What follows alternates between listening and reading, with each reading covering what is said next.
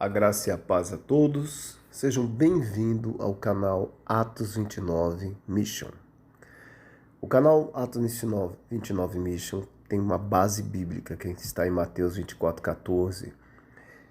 E a palavra diz assim: E será pregado esse evangelho do reino por todo o mundo para testemunho a todas as nações. Então virá o fim.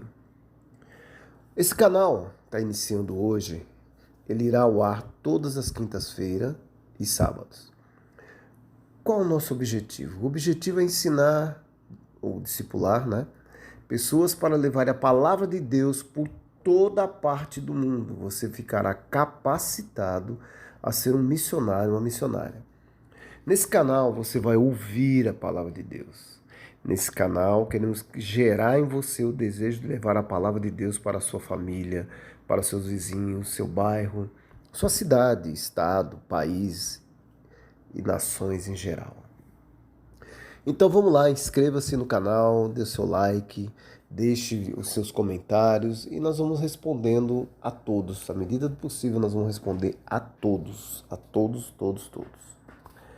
E há algo interessante que hoje nós queremos dar um entendimento, como o nosso objetivo é treinar você a ser um missionário. O nosso objetivo é fazer que você entenda o reino de Deus, que você compreenda o que é um ministério apostólico, o que é um ministério profético.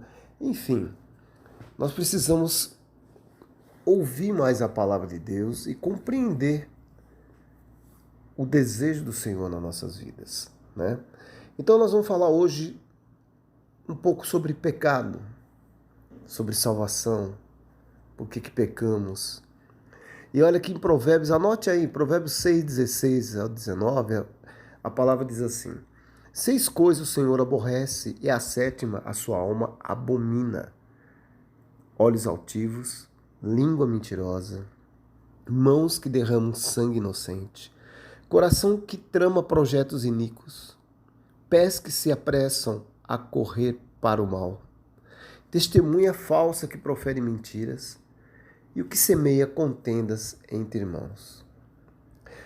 O pecado ele tem um início com nossos olhos, com olhar a vida do próximo, gerar opinião, dar o seu veredito. Você olha o pecado das outras pessoas e vai lá e dá seu julgamento, ou seja, você cria um padrão. Olha como é interessante. Como é que você olharia? Vamos começar a pensar. Como é que você olharia a vida de Moisés? Comece a se imaginar você estando naquele momento, vendo Moisés matando um egípcio e fugindo. Você ia olhar e falar: meu Deus, qual é o padrão que você ia gerar na sua mente? Que julgamento você ia fazer? Você ia imaginar que Moisés ia ser um dos maiores libertadores da história? Naquele momento? Tem uma outra história que eu acho interessante, é Jó. Eu nunca vi alguém defender a esposa de Jó. Eu vejo eles falarem: não, a mulher de Jó, mandou ele amaldiçoar o seu Deus e morra, tal. Eu nunca vi alguém falar assim: você já parou para pensar que essa mulher perdeu tudo e perdeu 10 filhos? Que essa mulher, ela estava totalmente perdida ali. A mente dela estava totalmente dividida, embaraçada. Como que ela estava? Como é que você julgaria Davi? Como é que você ia julgar? Veja bem, você lendo a palavra é uma coisa, mas imagina, eu quero que você se projete para que você estivesse ao lado de Moisés, ao lado de Jó, ao lado de Davi. Como muitas coisas acontecem no dia a dia e nós vamos colocando padrões nossos. Como você olharia, julgaria se eu te falasse assim que um homem de Deus, profeta, pastor, juiz, o qual teve ele com a sua esposa 2 filhos, e os filhos eles não tinham um caráter. O caráter deles era corrupto. Eles eram pecadores perante a igreja, a sociedade. Como é que você falaria, poxa, esse pastor não soube criar, esse homem não soube criar os filhos? Eu estou falando de Samuel. Vai lá em 1 Samuel 8, de 1 a 5. E leia. E comece a olhar a vida com uma nova perspectiva. Se você pretende ir para as nações, você tem que ter o olhar de Deus. Você tem que ter o Espírito Santo te conduzindo. Porque o pecado ele é sutil. Ele vai crescendo, ele vai ganhando forma e você vai achando tudo normal. Quando ele acontece, aí que você se dá conta. Caso você tenha muito temor, mesmo pecando, você vai fazer o quê? Arrepender. Você vai se arrepender.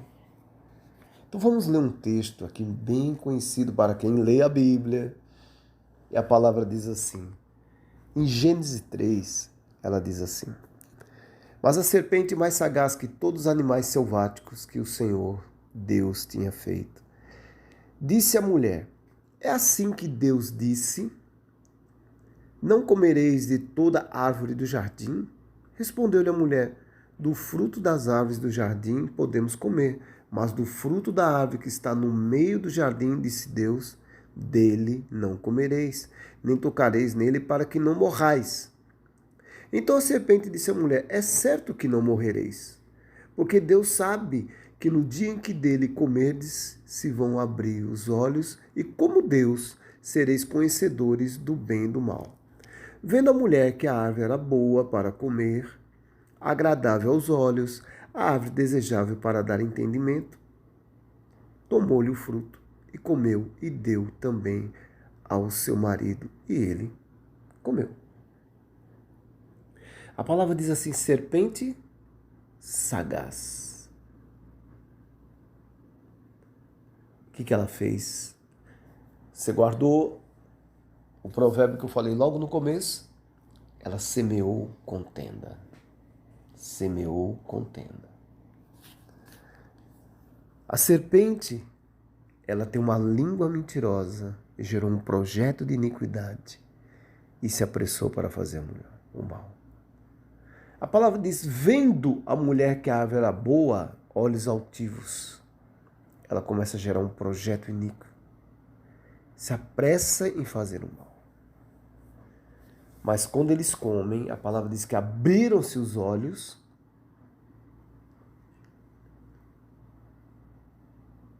e veio o sentimento de culpa, pecado concluído. No versículo 7 fala assim, abriram-se então os olhos de ambos e percebendo que estavam nus, cozeram folhas de figueira e fizeram cintas para si. Eles estavam nus. Você quando peca, você fica nu na frente de Deus. Veio o sentimento de culpa. Deus visitava eles todos os dias na viração do dia. Deus pergunta, chamou o Senhor Deus ao homem e lhe perguntou, onde estás? Onde estás? Esse onde estás, Deus sabia onde ele estava fisicamente, mas Deus estava perguntando, onde você está em mim? Aonde você está em Deus quando você peca? Aonde você está? Aonde? Ele disse que teve medo. Quem te fez saber que estavas nus? Então disse o homem, a mulher que me desse por esposa, ela me deu da árvore e eu comi. Começou uma nova contenda, contenda semeada. Disse o Senhor à mulher, que é isso que fizesse? Respondeu a mulher, a serpente me enganou e eu comi. Olha como é interessante. A consequência do pecado começa aí. Então o Senhor Deus disse à serpente, visto que isso fizesse, maldita és entre todos os animais domésticos e és entre todos os animais selváticos. rastejarás sobre o teu ventre e comerás do pó todos os dias da tua vida. A consequência começa aí. E Deus coloca inimizade entre a mulher e a serpente. Isso me chama muita atenção. Por que coloca inimizade entre a mulher e a serpente? Porque havia uma amizade. E é essa amizade que nós temos que tomar muito cuidado. Que amizade que você tem? O que é que você está ouvindo? Ou com quem você está falando? Quais os conselhos que está entrando na sua mente, na sua alma, no seu coração? Eu acho interessante aqui que Deus, ele fala assim: porém, inimizade entre ti e a mulher, entre a sua descendência e o seu descendente. Ele te ferirá a cabeça e tu lhe ferirás o calcanhar. Aí ele está falando de Jesus. Começa a entrar a palavra, o Logos. Aqui Deus já está falando o que vai acontecer. Mas a consequência de tudo isso, Deus já está mostrando lá na frente. Mas por enquanto, as consequências do pecado, a mulher vai ter sofrimento na gravidez, dores no parto. E do homem, ele coloca o homem para o trabalho, fadigas para o teu sustento. A terra produzirá cardos e abrolhos. Do suor comerás o teu pão. O erro de Adão de atender a voz da sua mulher em lugar de atender a voz de Deus. Nós temos que tomar muito, muito cuidado. Deus, os caminhos de Deus, muitas vezes não são claros para nós. E vem vozes de todos os lados, muitas vozes. E essas vozes, se você der ouvido, você está saindo da presença de Deus. Você está saindo do caminho que Ele trilhou para você. E Adão fez exatamente isso. Ao invés de ele continuar ouvindo a voz do Senhor, ele ouviu a voz do inimigo, a voz de Satanás, através da mulher dele. Quantas vezes nós estamos dentro da palavra, mas pecamos porque ouvimos algo que nos chama a atenção, que parece que é melhor para nossas vidas. Nós temos que estar atentos, nós temos que ter discernimento. Eles começaram a se afastar de Deus, eles se afastaram completamente. Pode ver que nem de Deus ou Senhor eles chamam. Eles se afastam de Deus. E eles saem daquele local maravilhoso que eles estavam, que eles viviam em comunhão com Deus. E Deus fecha aquele lugar para eles. Expulso o homem, colocou querubins ao oriente do jardim do Éden e o refugiu de uma espada que se revolvia para guardar o caminho da árvore da vida. Ou seja, ele não ia mais voltar para o Éden. O que Adão fez com a terra? Adão trouxe, veja que tudo é consequência do pecado, ele trouxe doença e morte, pobreza, loucura, fraqueza, desonra, maldição e perversidade.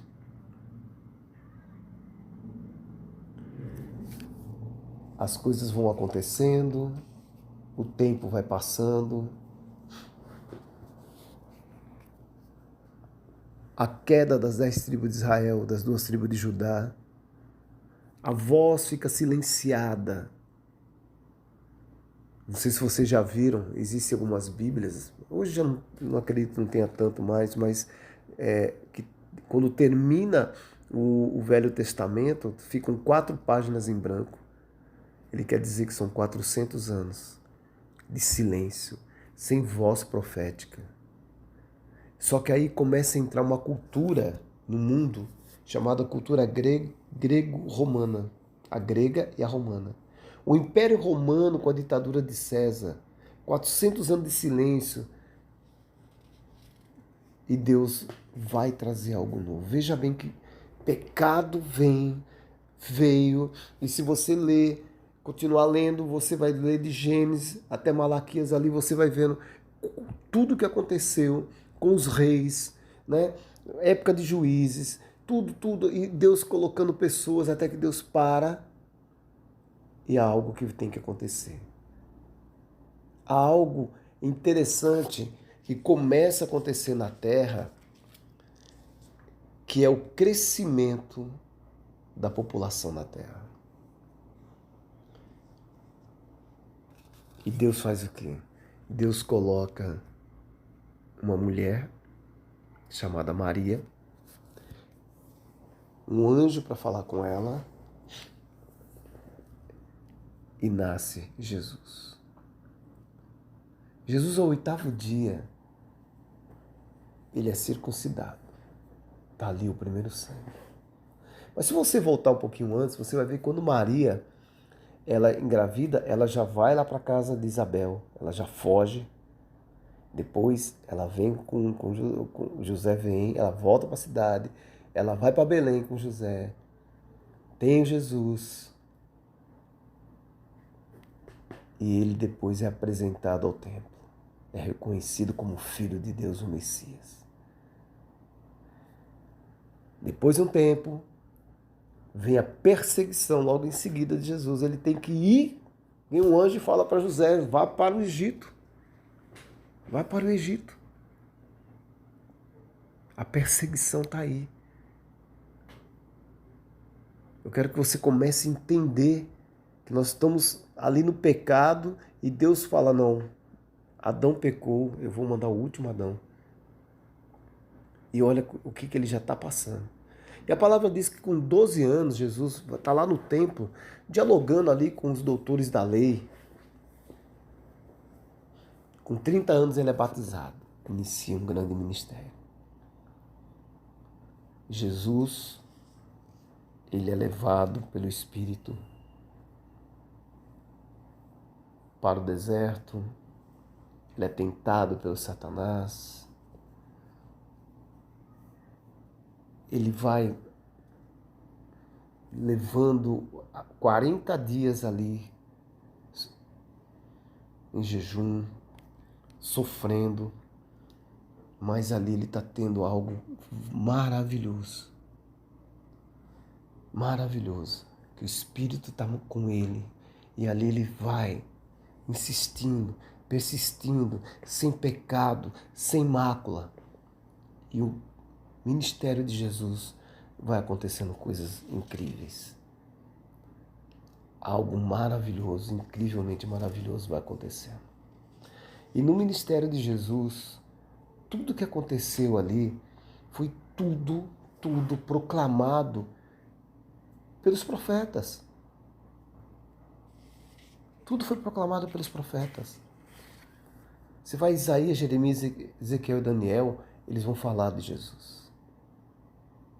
São os 4 profetas maiores. Você vai nos profetas menores, José, Joel, Amós, Obadias, Jonas, Miqueias, Naum, Abacuque, Sofonias, Ageu, Zacarias e Malaquias, eles vão falar de Jesus. É um ministério incrível. Sabe, Jesus trouxe a graça para todos nós. Jesus, ele sofre por cada um de nós. Quando Jesus ele é açoitado, ali naquele momento, ele está levando todos os nossos pecados. O açoite de Jesus é algo muito duro, muito forte. É muito difícil até de você falar. Mas ele morre crucificado. Uma morte de cruz, uma morte de maldição. Ele vive. Ao 3º dia ele ressuscita. Ele vai aos céus. E olha como é interessante. Porque Jesus, ele inverte toda a situação. Tudo que aconteceu com Adão, ele inverte. A palavra do Senhor, em Apocalipse 5, ela diz assim: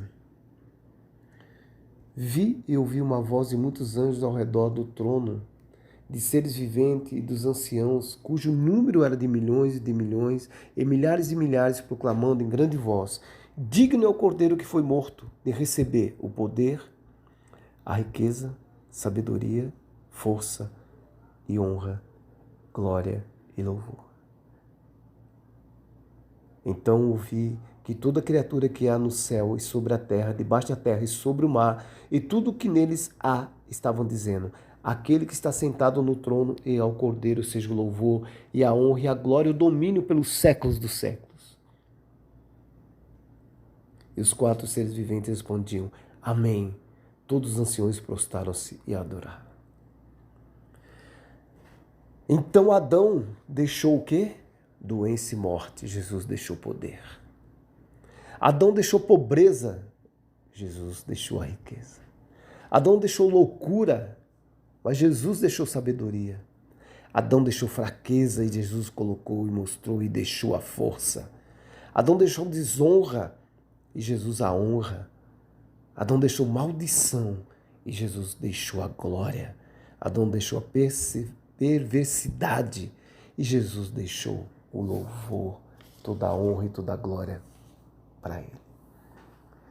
E eu lhe pergunto agora, você que está iniciando conosco,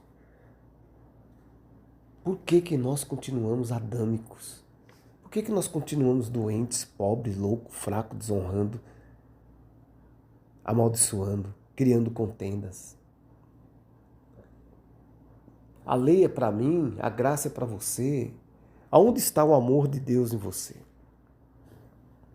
Porque o amor ele vai gerar poder, riqueza, sabedoria, força, determinação, honra, para darmos glória e louvor a Deus, ao Pai, ao Filho, ao Espírito Santo.